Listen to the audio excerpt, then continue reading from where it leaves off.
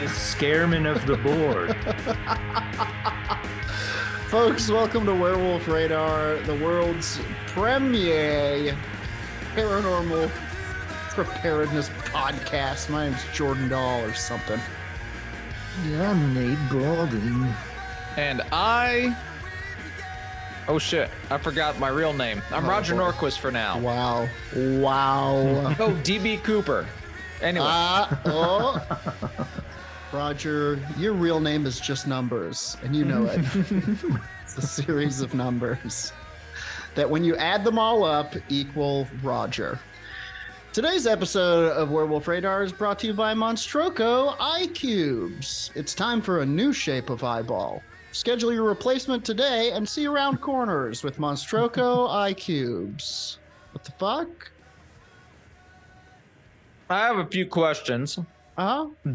Does it matter that my eye holes are built for a round object? It does, but they'll fix that when you go to the clinic. They'll take care of that. You've never heard about like creatives being a square peg in a round hole? Yeah, that's exactly what this is, you know, and it'll only serve to make you more creative and make you think of ways to, you know, get through the world now that your eyes are cubes. Exactly. You literally see it so differently that you're an automatic artist. Yeah, you see a lot of different new colors, new unspeakable non-Euclidean geometries. It's gonna. I'm not gonna lie. Cones, inverted black holes. You've heard of rods and things cones. You see with now. Let me throw another shape into the mix. The cube. It will allow you to see in multiple spectrums, some spectrums that haven't even been tested yet. Tell no one what you see there. Everything you see in these other spectrums is property of Monstroco. Monstroco Eye Cubes. It's time for a new shape of eyeball. I want to go first. I have a classic. Okay.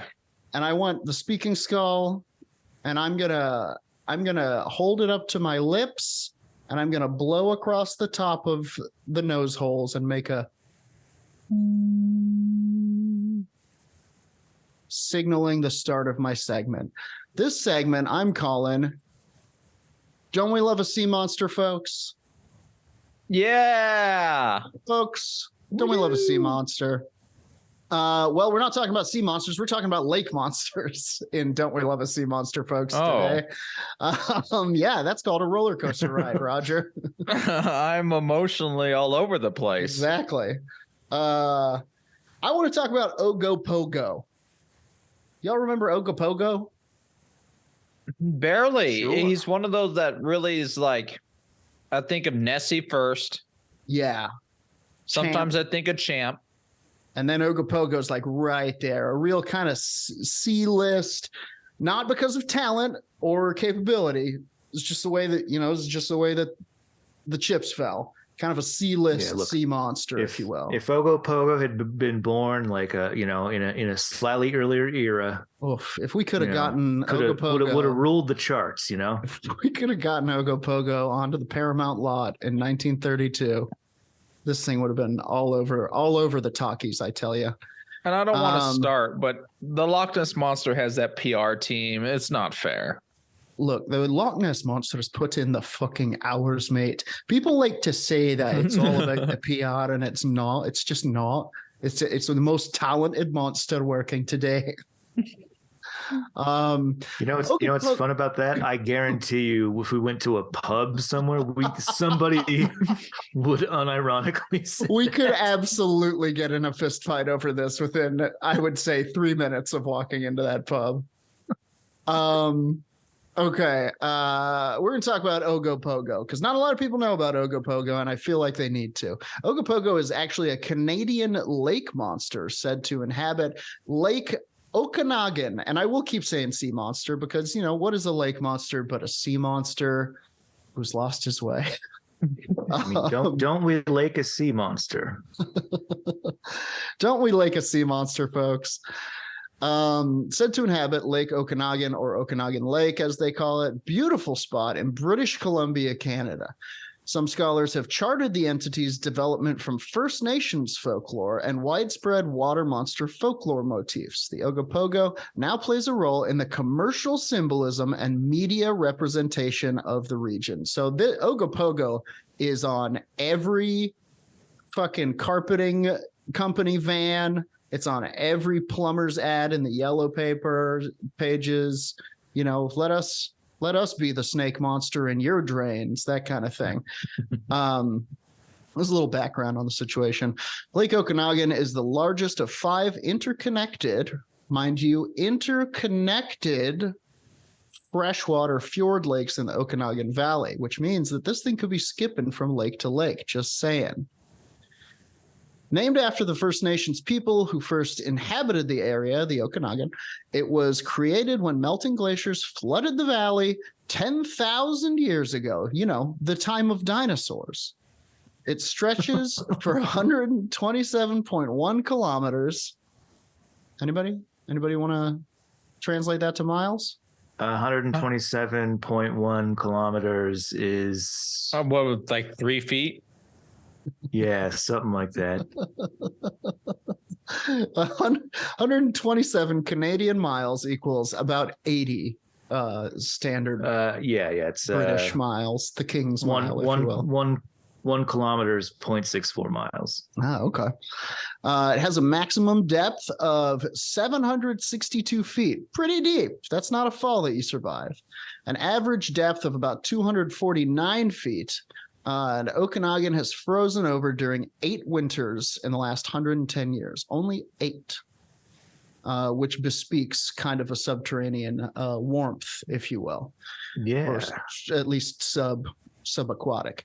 The lake monster has been mostly described as being a serpentine creature with smooth, dark skin, the large body thicker than a telephone pole, being up to 50 feet in length.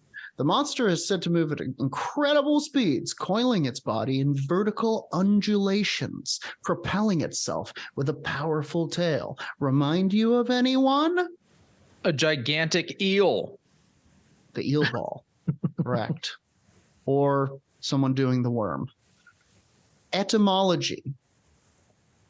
According to historian Mark M. Orkin, the creature received its name on a night in 1924 when the strains of an English music hall song were first heard in the city of Vernon, British Columbia. Orkin cites the following lines. I'm an idiot. Orkin cites the following lines from the song. His mother was an earwig, his father was whale, with a little bit of head and hardly any tail. And Ogopogo was his name, and Ogopogo was his name, and Ogopogo, Pogo was his name. I made up that last bit, but the Ogopogo was his name part is... I think you've improved the song pretty radically. So God damn, I was up all night. I was working on this fucking thing. Orkin, however, notes that a somewhat different form of the song appeared in the Vancouver province in 1912. According to some, according to the whatever. Additionally, the creature may sometimes be referred to by the pet name Augie. Oh. And smaller creatures may be referred to as Ogopups. Ogopups sounds like a snack that they sell at the Lake Okanagan snack bar. You got an order of Ogopups. It's fried monster meat dusted with confectioner's sugar.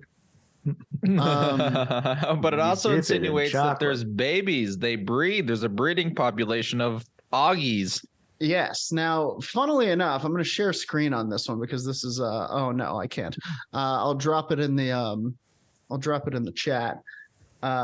There's a picture from the cover of the Ogopogo sheet music book, which depicts the Ogopogo not as a sea serpent, but as a silly little goblin playing the banjo, wearing some weird boots. Here's that image. Feels like somebody had this laying around. It was just like, Right? I'll sell you this one. How about this? Doesn't he look like him? Doesn't? No, he doesn't. Yeah, I think he does. Yeah, there he is. Look at that. That's what fella. you described, right?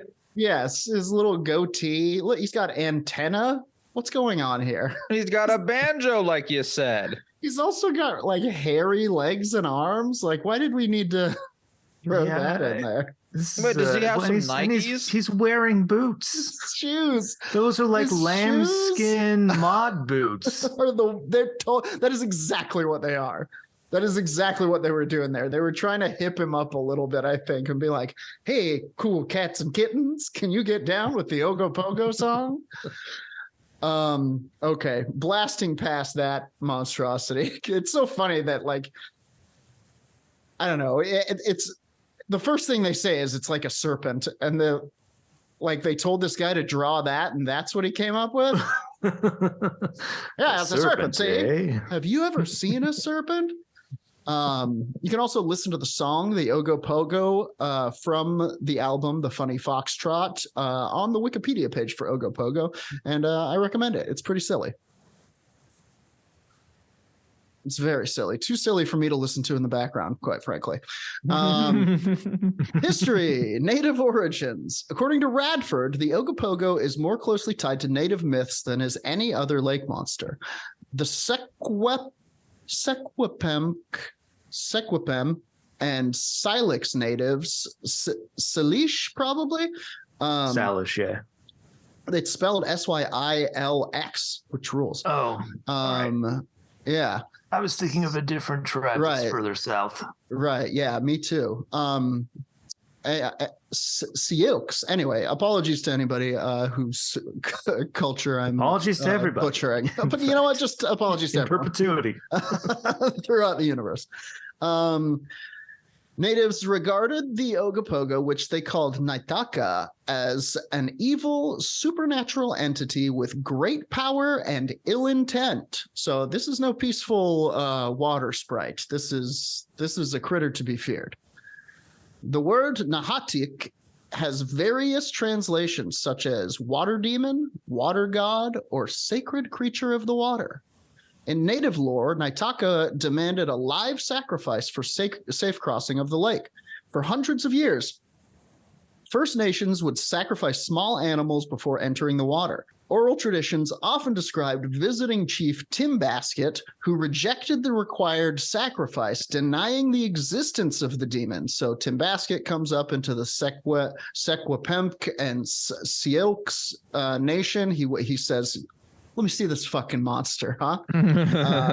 They take him out to the lake. They're like, oh, first you have to, I don't know, step on this bird or whatever. Probably more likely a rabbit, or maybe mangle a squirrel. Mangle the squirrel, and then you may cross. And he says, fuck that. Lame. Not true. So he denies the existence of the demon upon entering the lake on a canoe with his family. Brought his family into the fold for this one. Oh boy. There's no demon. Everybody into the canoe. Upon entering the lake on a canoe with his family, Naitaka whipped up the surface of the lake with its long tail. That's a quote. This is actually something that comes up a lot about Ogopogo, aka Naitaka, is it uses its tail as a weapon. Which is something that is indicative of lizards, actually. Lizards will often tail whip.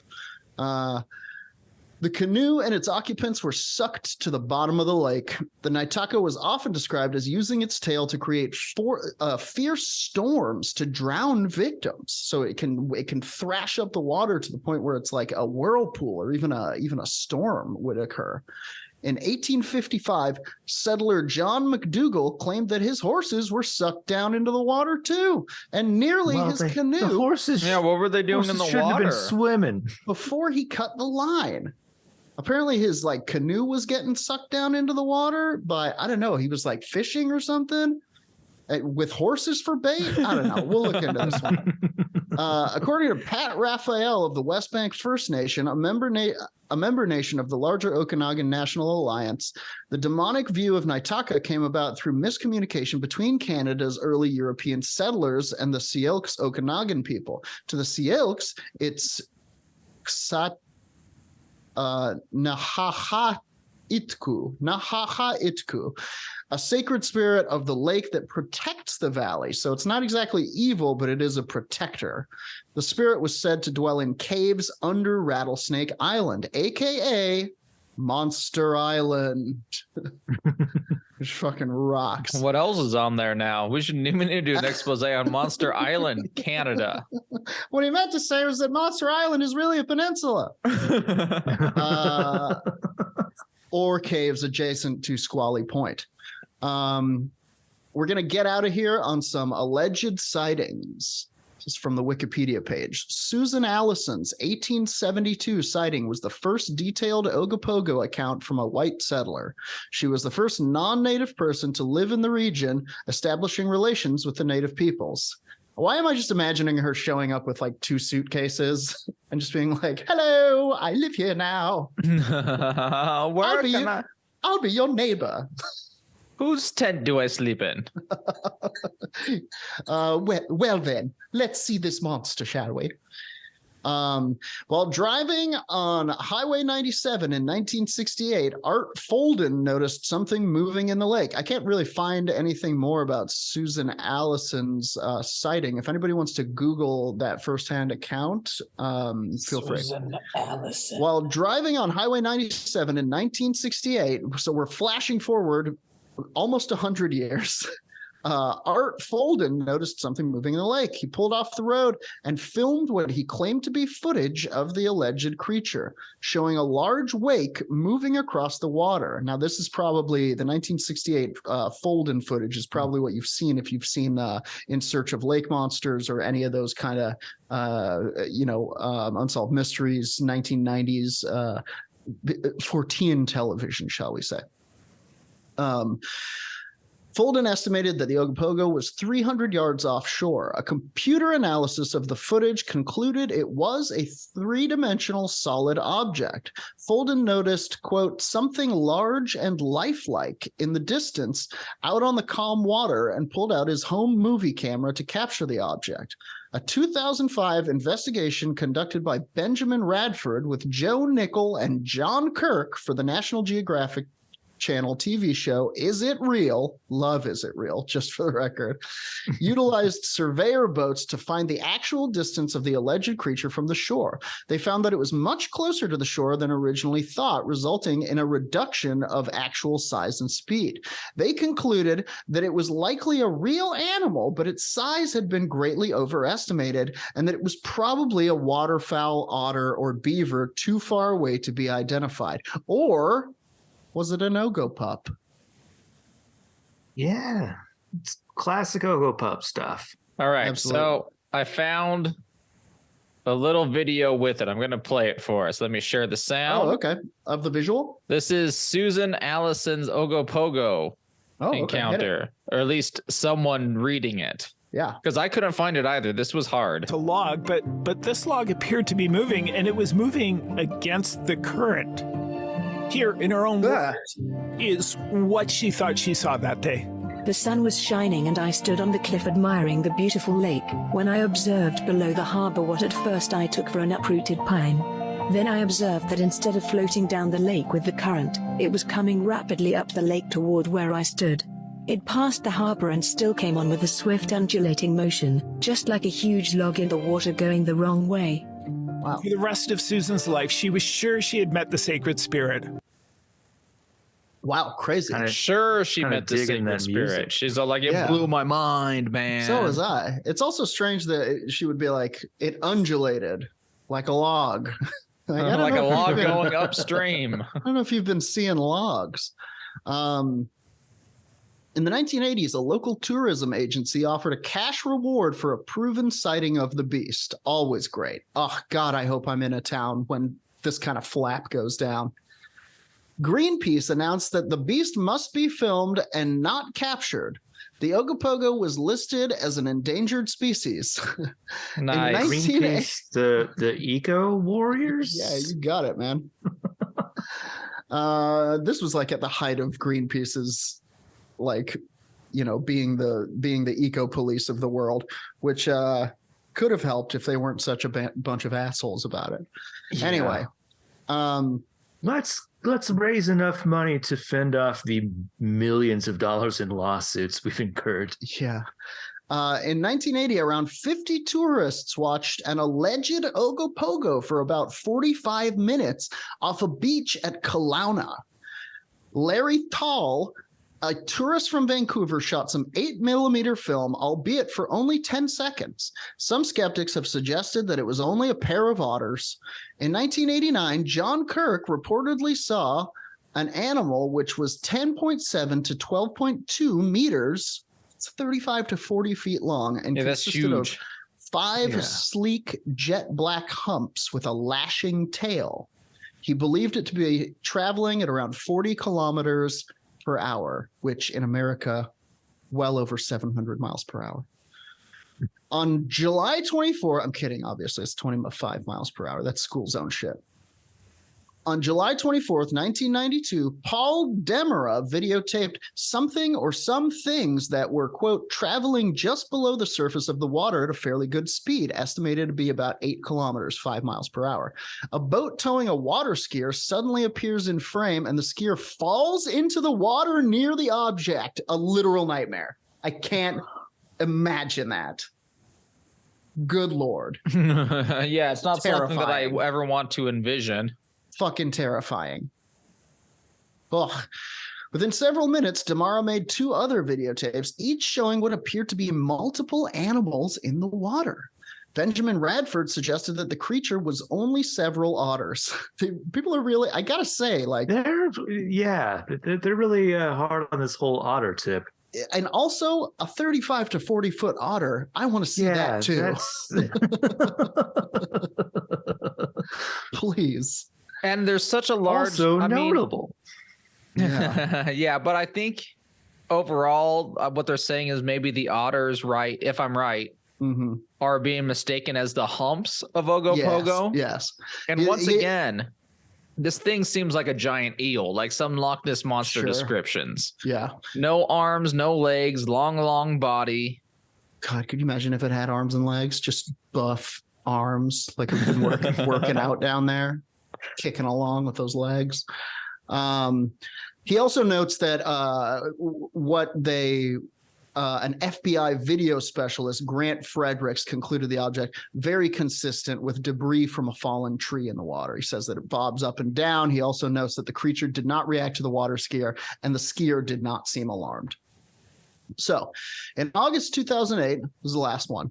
No, that's not true. There's one in 2018. There was reportedly 3 sightings, one of which was described as a giant snake about 49 feet long. Fuck. What if it's just an enormous, colubrid snake? Amazing.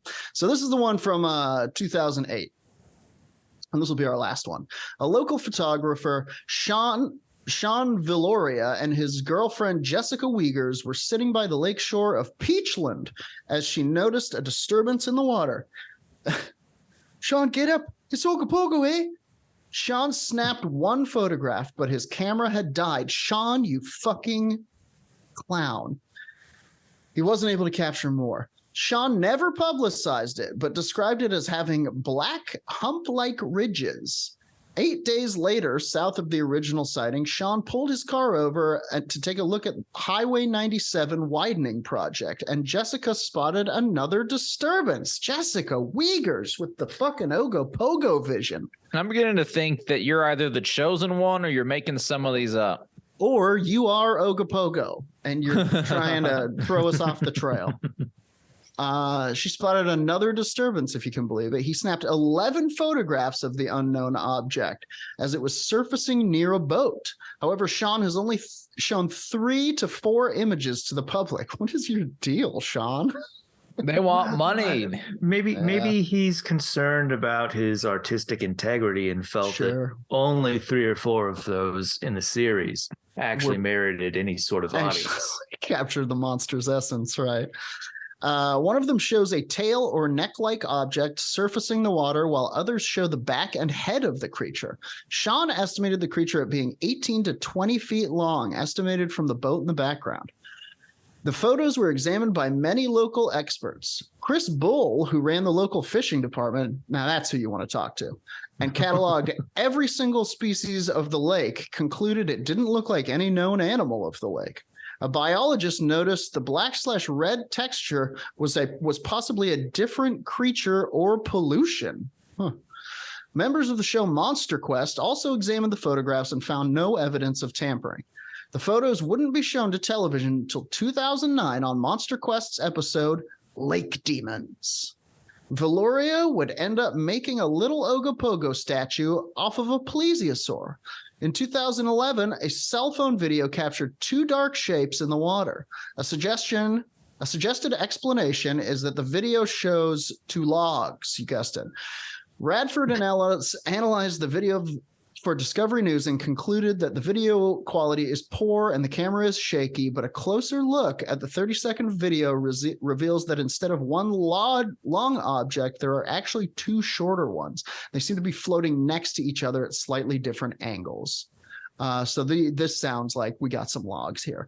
But that doesn't discount the years, nay, centuries of sightings, folklore, stories coming out of Lake Okanagan describing their very own North American Nessie, Ogopogo. Ogopogo.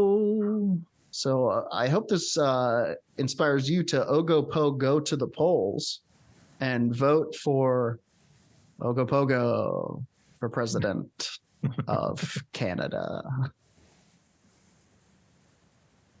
All right, that's it. Who wants a skull? I do. You guys have any questions for me about Ogopogo? Do you find it sexy? Not particularly. Okay. Do you find it unsexy? Not particularly. Okay. So, I could get it, buy me a couple of drinks, Ogopogo. We'll see what happens. You know what? Ogopogo's an LA 5, but a Kelowna 9. An Okanagan 10, baby. Okay, Roger, here you go. Thank you. I'm gonna shoot it to you basketball style. Do it. Oh, I dropped it. It's all right. I'll dust it off. Oh, it's getting away. Nope. All right, I got lose another speaking skull. They're expensive and hard to make. And the city will arrest us. So I got this from Leo Weekly. And once again, I think maybe for the last time for right now, because I want to do something else. Okay. But this is still a good one. A while ago, I was asking what people's hometowns were, and I was going to go do some research on spooky things in their hometown. Oh, yeah. And for the closing of this run of Werewolf Radar Goes to Your Hometown, I'm going to pull from Graveyard Coffee Talk Podcast, our friends and yours. And their hometown is in Louisville, Kentucky. Is that what KY means for state abbreviation? Louisville. All right, we're once again going back to San Diego because I can pronounce it. Nice. Remember, if you want to get on the show, live somewhere Roger can pronounce. You'll be surprised. So this is 8. The hell is Caller Radio? This is 8 Louisville area ghost stories and urban legends from Leo Weekly. And they were curated by ghost lore author David Domine and architect historian David Weiser. All right, the Daves. Yeah. It's a hot Dave on Dave action. Oh, I meant Steve Weiser. My bad. God damn it. Okay. Cut the riff. There's a disclaimer to this article before we start. It says, we're not saying that any of these stories indicate that ghosts are real. Even Domine and Weiser are both admitted skeptics. Okay, well, I mean, that definitely means ghosts are real. Ghosts are definitely real, people. Mm-hmm, mm-hmm. Keep listening to Werewolf Radar. We'll keep you safe. Keep watching where are ghosts? Closets? Under everywhere. Right now, there's one in the Peterson Domesnell house at 301 South Peterson Avenue. Give the residents a ring. Yeah, go there. Hooray! Don't do that. Now, like every location, we'll start with the Lady in White.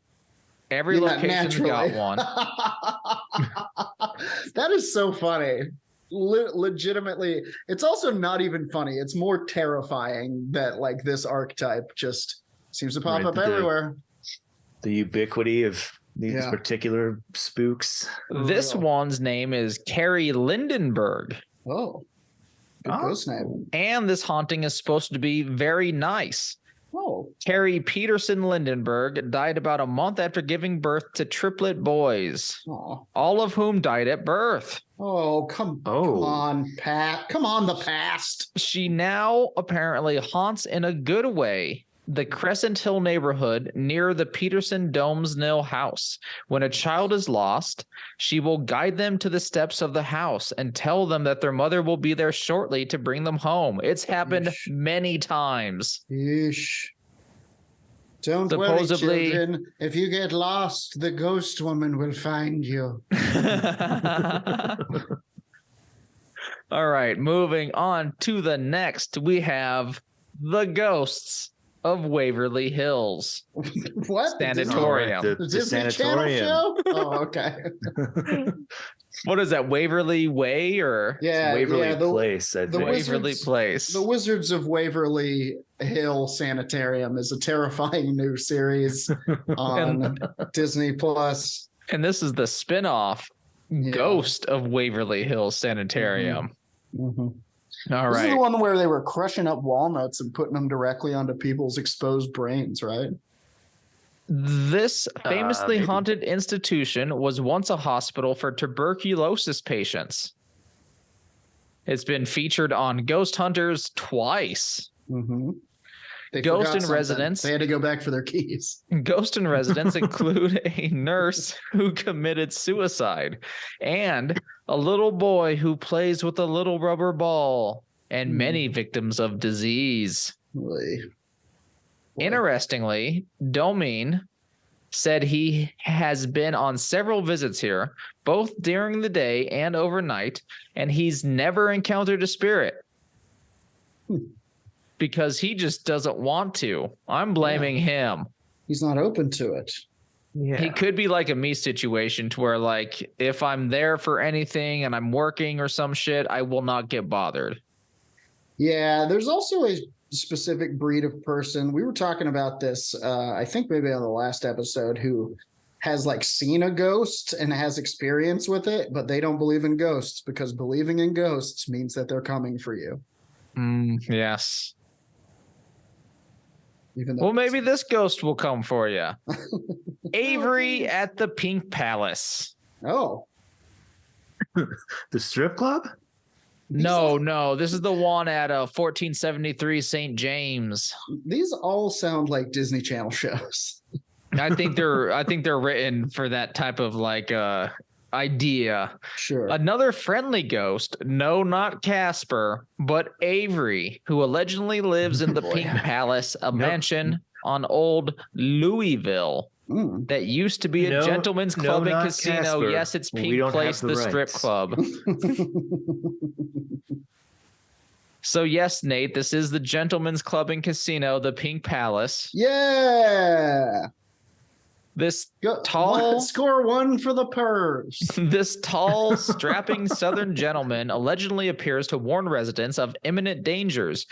A kitchen fire, an attempted burglary, an unseen trip hazard. Hey, that stripper's going through your wallet. You better get back out there. If you want an idea of what people are seeing, they're seeing an entity that looks a lot like Colonel Sanders. Fuck yeah, dude. My man. When I die, I know exactly where I'm going to haunt. One Jenny Dickerson. You want a thigh or a breast? One Jenny Dickerson, a grad student of University of Louisville several decades ago, ago, claimed to have been the first to see Avery. Mm-hmm. Avery. He appeared to her when she was cooking soup. She sort of sensed intuitively that his name was Avery. Decades later, she discovered a news article that named the previous owner of the property, whose name was indeed Mr. Avery. Dum dum scrum. Woo. Now we have the Lady of the Stairs. Okay. But you say, which stairs? And I tell you, the steps of the First Church of Christ. Wow. Good stairs. Top stairs. Here we have, unfortunately, a love story that is sad. Oh, boy. Set in a pandemic. Hey, just like us. A young woman who was betrayed. A young woman who was betrayed to an elderly distilling magnate was in love with a young soldier. She'd sneak out of her aunt and uncle's house to rendezvous with him on the church steps every night until You're telling me she wasn't in love with the pickled old souse she was being forced to marry? Oh no, she was in love. She was she was poly. She can love more than one person. Fair. I don't think they could back then. I don't think they'd figured that out. I think mathematically they were still pretty confused by it. So she sneaked out the house and see this young soldier until one fateful night when he didn't show. He paced back and forth until dawn and went home heartbroken, thinking he'd abandoned her. Dude. Little did she know that he'd caught a fatal case of Spanish flu. Bro, you got a fucking mascot, dude. And she died not long after, also of Spanish flu, though the article reads, likely heartbreak as well. Okay, well, there's no way to know that. Okay, so with her, you sometimes see her on the steps, pacing, waiting for her love to return. Oh boy, it's a corpse bride situation. Corpse bride, folks. I have a few more. This article. Somebody marry the corpse bride, please. Someone marry the corpse bride. This one was singled out by the Graveyard Coffee Talk podcast. Shut up. The witch. I can't speak anymore. The witch tree. Which tree? Or the witch's tree. Wait, which tree? That tree. The witch tree. Which tree? That's what I'm asking. The witch tree. The witch tree over there. But which tree? Anyway, vaudeville, everyone. More than 100 making a comeback. More than 100 years ago, there was a coven of witches who used to conduct rituals and other witchy business around a tall, straight maple tree where the gnarled witch's tree now stands today. That is where you do it. But in 1889, the city cut it down, turned it into a decidedly non-witchy maypole. Stupid, dumb, bad idea. What are you doing? What are you doing? The witch tree? Cut it down. Now, as the tree came crashing down, the witches went shrieking out of town to the West End, where there was still forest back then. I'm not sure if it's supposed to rhyme so much as I'm making it. No, that's your condition acting up, Roger. He's got something called Alice in Wonderland-osis, where every once in a while he just starts rhyming. Before they left, the head witch turned around and she cursed the city. And her final words were, "Beware, fuck you, Louisville. Chicago. Beware, Louisville. Louisville. Beware, 11th month." Oh. 11 months later, on March 27th, 1890, a huge tornado struck the town and over 100 people died. Oh, no. Was it the people who cut down the tree or just randos? I think it was just probably randos, man. Those witches were upset. That's fucked up, witches. You guys carpet bombed the town for the evil deeds of one or two guys. That was 5 of the 8. I'm going to end it on 6 and keep 2 so you can support this site. And and read it on your own. It was a fun article to go over. Click that link. So I got the Goat Man. Yes. Or the Pope Lick Monster, which we've talked about a little bit. That's in Louisville. Creatures. Or where is that other one? Now we'll just do that one. We've gone over it before. But Louisville is home to the Goat Man, or also known as the Pope Lick Monster, on Pope Lick Park. On Pope Lick Park, 4002 South Pope Lick Road. Do you think that maybe this all came about because somebody misheard? Someone was talking about a public park, and they were like, "Oh, Pope Lick Park, public." Got it." Yeah. Well, that and somebody licked the Pope there once. So this is about, of course, as I'm sure you've heard, or at least can imagine if you have not heard about this, is that it is a half man, half goat that allegedly lives underneath a railroad trestle at Pope Lick Park. They love those railroad trestles. Yes, it is also known as it's just Goatman Bridge, I think. Yeah, is another name for it. But people can use it too. But people can use it, right? Not just for Goatman. There's a festival. You dare. His legacy, the Goatman's legacy, lives on at Legend of Pope Lick Haunted Woods, which is part of an ultimate Halloween fest where an actor portraying him scares thrill-seeking visitors. There's a gift shop where you can buy Goatman poop, a peanut butter fudge. Okay. You can also just get it from the woods like everybody else. No, just go underneath the trestle, you coward. Don't worry about the rust and grab authentic goat poop yourself. All right, but that's going to do it for my short little segment of Werewolf Radar visits your hometown. Hell yeah. Thank you, Graveyard Coffee Talk, once again for being cool.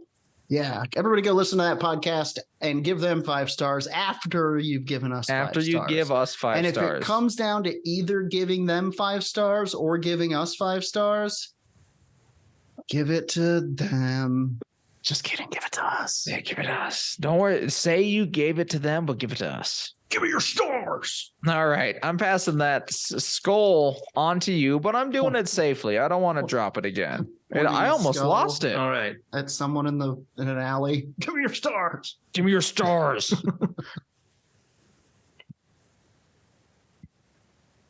It's the Nemesis monster from Resident Evil. Stars. Right? Even though I said it like the guy from Men in Black. Where do you keep your stars? All right. I'll take the safe pass of the talking skull, put it up to my mouth, and speak through its teeth.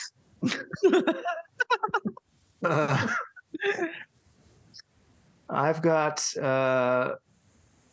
some monsters, ghosts, I guess, really, from Nigerian boarding schools. Whoa, crazy. These are all boarding school legends. Wow. This first one is like almost kind of I don't know, there's like shades of yokai and cursing, and it's a fun one. This is Madam Koi Koi. Okay. Koi Koi goes the sound of high heels in the hallways, and this sound is terrifying for students at the haunted boarding schools in Nigeria, because Madam Koi Koi is after them in this terrifying urban legend. Yeah. The myth of Madam Koi Koi and her high heels is an urban legend about a ghost of a female teacher in Nigeria that is spread throughout many African countries. She's said to be haunting boarding schools in Nigeria for decades, and there's no way of telling where the now urban legend surfaced. Many sources attribute the legend to attribute the legend to have surfaced in the 90s. However, on the internet, she first appeared in the forums as Madam Koi Koi in 2011. Yeah. So possibly completely fabricated What? through I'm the try- internet, a la a Slender Man. Yeah, I love the idea that koi koi is the sound of like clicking heels in Nigeria. I'm wondering what it would be in America, like Lady Clip Clop or something. She's a horse, like that horse lady from last week. Yeah. As the fear of Madame Koi Koi grew, it spread to more countries as well. In Ghana, for instance, she's known as Madame Moke or Moke or Moki, maybe. I'm not sure how to pronounce it. Whatever the Ghanaian word for high heels is. Sure. She is also known as Miss Konkoko in Tanzania and Pinky Pinky in South Africa. If you don't get out of there, Pinky's going to come and get you, bro. So here's the legend. Here's a couple legends actually, but here's the main one. With such popularity and saturated story, there are bound to appear variations of it, as all good urban legends do. But the most popular goes something like this. Madame Koi Koi was said to be a beautiful and fashionable teacher in a federal government secondary school. She was known for her beauty as well as her red high heels that would make a sound every time she walked the hallways of the boarding school where she worked. Thereby the name Koi Koi, as it mimics the sound of clicking heels. Although beautiful, she was not known for being a kind woman, and was also said that she was a very strict teacher and mean to the students. She was a brutal and violent woman that would beat students up for no reason. This is also never mind. Yeah. It doesn't say beat, it says beat them up. Like take them out yard to the field and fight them. Hell yeah. This is also why she was deeply despised by them. She was eventually fired after another violent incident where she took it too far and hit a female student. Look. The slap was so hard. And really, it's not that bad, Madame Koi Koi. Yeah, this is how you end up as You're the adult in this. You're the adult here. This is how you end up as a yokai, Madame Koi Koi. The slap was so 2020, hard. Okay. Mm-hmm. Unless you have eyes in the back of your head like a different yokai. Go ahead. The slap was so hard that Madame Koi Koi injured the little girl's ear. On her way home that day, Madame Koi Koi got into an accident and died. Oh. But before dying, she swore revenge on both the school as well as the students for firing her. Yeah. It makes it sound like the students had a say in this.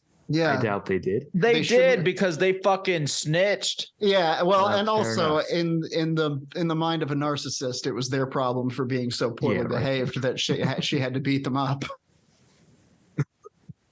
After her death, the students at the boarding school said they could hear the clicking of her heels during the night throughout their dormitories.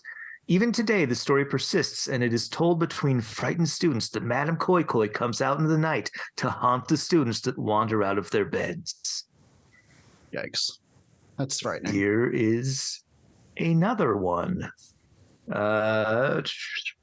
Same kind of deal. She's a stylish teacher at a federally funded secondary school. But she's mean. She's nasty to students and would beat them up for no reason. This is a different article that also says beat them up. That literally, that sounds like she's like, you have crossed me for the last time. The flagpole, 5 o'clock. Bring batteries.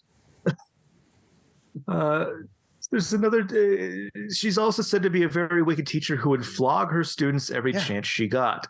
Yeah. Some said she was a sadist and used being a teacher as an excuse to inflict extreme pain and torture whenever she pleased. Her students, tired of the school management's failure to reprimand her, they decided to take the matters into their own hands. Nice. We got ourselves a Freddy Krueger. Right? They're Krugin. Oh, shit, they Krugin. One night, as she was leaving the school, the students cornered her, gagged her so she wouldn't scream, and began to beat her mercilessly, killing her. All right, this is all, guys, like I know we've all had a few Trunchables in our life, but this is not the answer. This is also bad. This is also how you make a yokai. After realizing the fact, they threw her body over the school's back fence and ran away in hopes of making witnesses think that the damage was caused by an armed robber. No. A robber armed with 50 tiny fists? Well, and one shoe. So there was one kid that took one of her shoes off, one of those heels, and hit her with the shoe. Oh, like stabbing through the eyeball or something? No, I think just using the flat front part to inflict more humiliating than it is dangerous, I think. But that's important to this next part because gradually every student except the one who hit her with the shoe disappeared. Oh. He constantly told everyone that he and the others had what he and the others had done, and that he heard the sound of high heels clacking around his hostel every night, which he believed meant that she was coming for him. But no one believed him. Dude, he's confessing to a murder. Yeah. And they were just like, go away. No, come on. It is too hot today. One night, he decided to go find out where the sound was coming from. Bad idea. However, he was beaten to death and his body was found the morning after. Doy, stupid. The school was shut down and all the kids were transferred to new schools. These kids later went to spread the legend to those new schools. Wow. She walks the halls of hostels at night, tormenting students and causing everyone who looks at her to disappear. I mean, I'd rather disappear than, get chased for days and beaten in the hallway. I'm sure you're beaten too. You get beaten and then you disappear. Oh, you like disappear to the beating dimension? To the beating realm, yeah. All right. Here's another one. This is the Bush Baby. Another popular myth that was often used to scare secondary school boarders was Bush Baby. It is believed that this creature cries out like an actual human baby to draw your attention to it, hence its name. Legend has it that once it gets your attention, it makes you freeze on the spot. It approaches you, makes you a mouth-watering offer you cannot refuse, usually a lot of money, and then delicious money. And then hands you a scruffy-looking mat, convincing you to keep it in your possession for 7 days, and if successful, the bunch of money will be yours. Whoa. However, what this creature doesn't reveal to you is that during the 7 days, it'll violently attempt to take the mat from you using its very dangerous magical powers, which in most cases leads to death. Well, now, I mean, how much money are we being offered? And tell me about this mat. Can I put it in the safe? Amount. A mouth-watering amount. That's the funniest way to describe that. I for sure thought you were going to say it'll promise you a mouth-watering lasagna. Like a dish of your dreams. Yeah. Something so decadent and rich that you could not possibly resist. Your life for it. This is a lasagna made of $100 bills. Here's another person with a Bush Baby stuff. This one also has a first-hand encounter. Starts off with, I don't really know why the inspiration for these spooky stuff comes at night. But anyway, today I have an especially scary urban legend, the Bush Baby. Legend has it. Hold on. Different legends have different things, but I'm going to tell you some things they all agree on. The Bush Baby is called this because its cries resemble those of an actual human baby. Its cries are supposed to lure unsuspecting humans to their untimely demise because the creature is said to be ferocious and it eats humans till nothing is left but bones. So this is a slightly different version. There's the story of an orphanage. When the caretakers had taken all the kids in, they heard the shrill cries of a baby, and one of them went out to check what was going on. It is said that those inside only heard her scream a little. Oh, God. This is super indicative of a lot of urban legends that you hear in the States, too, and I imagine in Europe. Yeah, I mean, I think it's just common to any urban legend situation. They all kind of follow a similar structure. If you hear a baby cry in the woods or just outside of your building, just let it. It's not a baby. Let it. That is not a baby. By the time they got out all they could see was blood and flesh amidst torn clothes, the bones very visible. It had eaten her. Good Lord. And this dude goes on, this is Edwin Doesn't eat the Naidu. bones. That's the best part. Yeah. I'm going to share a personal story. There's a joke that, and you're going to love this one. There's a joke that says, a baby's cry is the sweetest thing to hear, except it is 2 a.m. and you don't have a baby. Now that is funny. That's comedy. Well, one night when I was about 7, this joke was my reality. I'm normally a deep sleeper, so I'm hardly ever disturbed by any kind of noise, but this particular night I heard a baby crying. I should point out here that my brother was born when I was 9, so there were no babies near or within my house. I slowly opened my really sleepy eyes because the cries sounded so close, too close. I was beside the window and there was no light in the house, but the moonlight was enough to make out a shape, a form of some sort that scurried away, after which the crying stopped. I went back to sleep, not concerned with what just happened and convinced I was seeing things, but when I woke up, I pondered, but I was pretty sure I wasn't dreaming. To this day, I'm thankful we didn't have a baby. Who knows what would have happened? I'm not... Yeah. I mean, it does seem creepy. He saw some skittering monster making a crying noise, for sure. Yeah, dude. Here, I'm going to go ahead and change the Werewolf Radar slogan right now. It's for those who don't know, it's don't be scared, be prepared. Now it's never help a baby. Werewolf Radar, never help a baby. He says, I am not reaffirming the existence of this ghastly beast, but you can Google them, though. Type Bush Baby in Google Images. God be praised for his protection. And this is fun. We get a little, he gives us a little piece of poetry. With a cry of a child, it chooses to deceive. That one schmuck who's willing to receive. This ghastly beast with teeth so foul, a worse creature no one has ever found. So if you hear a baby's cry, you better sit and be lazy, or you'll soon be the next meal of the dreadful Bush Baby. Now, P.S. Mothers, do not abandon your children. Yes. Here's the thing about Bush Babies. This was the most intimidating one I could find. Yeah, here's the thing. Bush Baby is already an animal. Yeah. Well, there was I did see another one that was like, it was really poorly translated. So it didn't, I wasn't 100% sure what was going on with it, but it seemed to be about a couple who were banished out of a tribe to a forest for some reason, and the woman was pregnant. The chief didn't know that when he sent them away. They thought they were going to die in the forest. They ended up living in the forest at least long enough that she could give birth, but she gave birth to this bizarre, monstrous creature that came back to the village and like wreaked vengeful havoc. Yeah, that's weird. All while crying. Yeah. So yeah, it's like theoretically it may have an origin in some sort of more kind of wild man scenario. Anyway, let's do this last one. This is the story of Omara.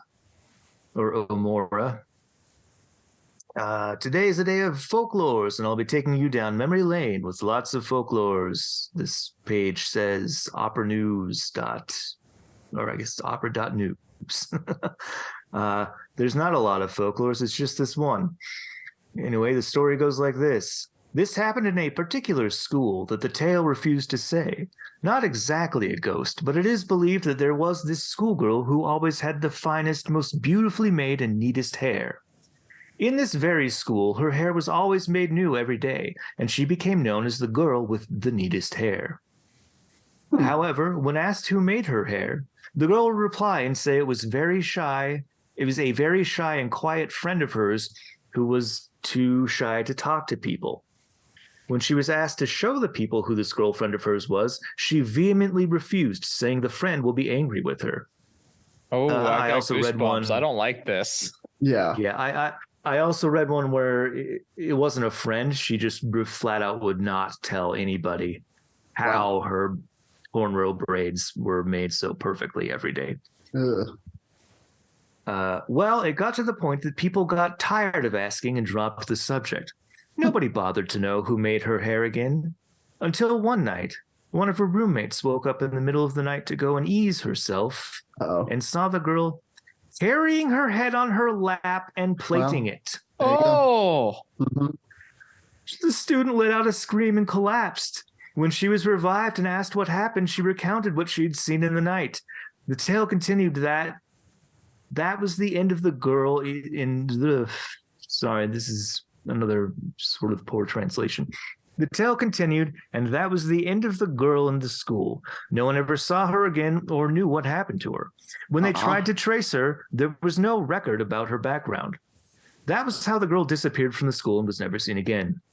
Well, yeah, I mean, you shouldn't be kicked out of school just for having no head. I don't see any rules that say you must have a head. That's in fair. Another one that in another one that I saw, the girl who encountered her holding her own skull went insane. Yeah. And never recovered. Yeah. I mean, so that's sort of criminal negligence, I guess. That's something. Yeah. And does taking your head off make it easier to do your own hair? Like, you still can't see anything. Mm-hmm. It would change the angle, your eyes go with it. No, you just you're just good with your fingers. As You know what you're say, doing. That's the head fair. is the house of the eyes. And with Monstrico square eyes, they can be square. Exactly. Eye cubes. You could maybe set them on a table while you do this to watch the head, and they wouldn't roll away, unlike old-fashioned eyeballs. Anyway, that is a segment that I am going to call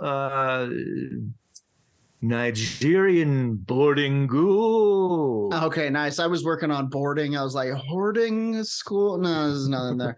Wow, spooky stories from a boarding house. As though you needed another reason to not want to go to a boarding house.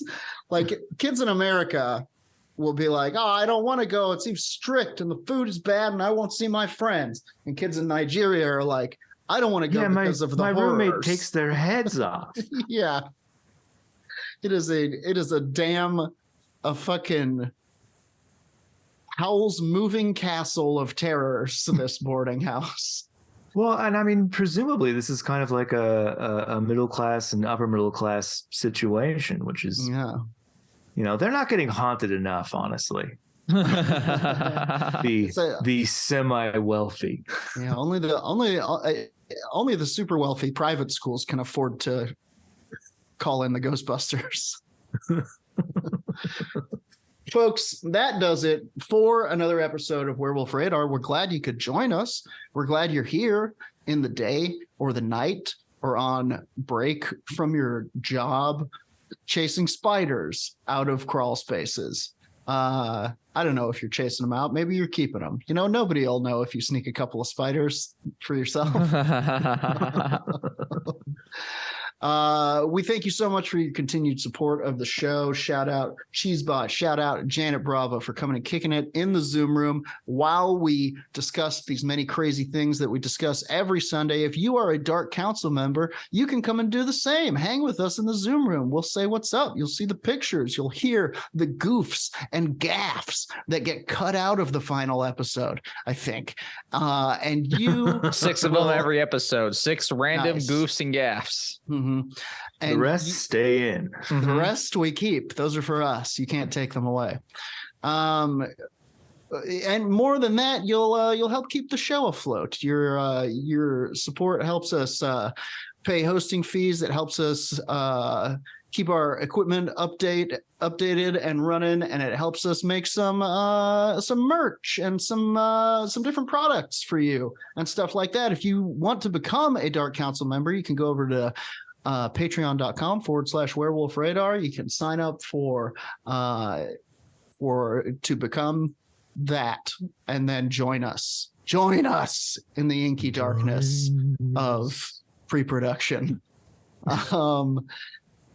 You can also check us out on Twitter. You can go to werewolfradar.com. We have an Instagram feed. We have a Twitch channel where we play in a medieval band in a D&D game every Monday at about 4 p.m. Mountain Time, twitch.tv/werewolf_radar. You can also catch us on there playing different video games. It's a hoot and a half. Sons of the Forest, we just got the key card, the maintenance key card. So many fucking key cards. It's insane right now. You can also join us on our Discord. Guys, honestly, it would be easy. It would be harder to not find us online because that's where we exist. Shout out to Chuck from Snappy Little Numbers for our rad intro and outro song. And thank you to you, the listener, for giving us 5 stars on any platform you so choose. It really, really helps us out if you can give us a good rating on iTunes or Spotify or any Stitcher or shit. Are we on Spotify? I don't know. Just your house. Yeah, we're on Spotify. Nice. We've been on Spotify for 16 years. 60 years ago this night. So once again, plugs are out of the way. That does it for this episode of Werewolf Radar. Stay safe out there, folks. And until next time, as always, our sign-off line on the count of 3, 1, 2, 3, punch the sky! Spaceman Joe.